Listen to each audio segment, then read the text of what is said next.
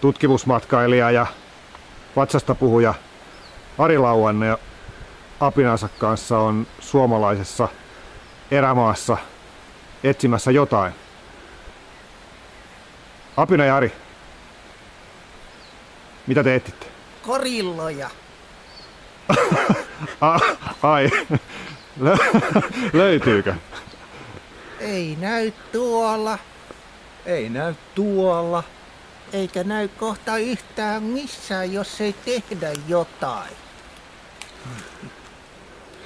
No niin, pitää tehdä jotain. Mä lähden juokseen Keniasta Kongon 880 kilometriä. Kerätäkseen huomioon viimeisille vuorikorilloille. Moi!